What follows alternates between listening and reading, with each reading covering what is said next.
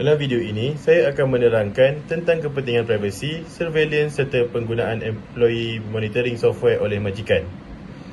Privasi penting untuk melindungi maklumat peribadi seperti lokasi, data kewangan dan identiti. Di Malaysia, privasi dilindungi oleh Akta Perlindungan Data Peribadi ataupun PDPA.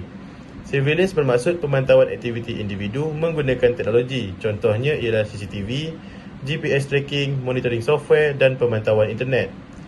Majikan dibenarkan memantau komputer pekerja jika ia dimaklumkan terlebih dahulu dan bertujuan menjaga keselamatan data atau menilai produktiviti pekerja. Software seperti Hubstaff, ActiveTrack dan Time Doctor boleh memantau masa pekerja, penggunaan aplikasi dan laman web yang dilayari. Kerajaan hanya boleh membuat pemantauan jika melibatkan keselamatan negara, jenayah berat atau penipuan digital. Isu privasi dan surveillance perlu ditangani secara beretika supaya keseimbangan antara keselamatan dan hak di individu dapat dikekalkan. Sekian sahaja penerangan saya pada hari ini. Terima kasih menonton. Sekian, terima kasih.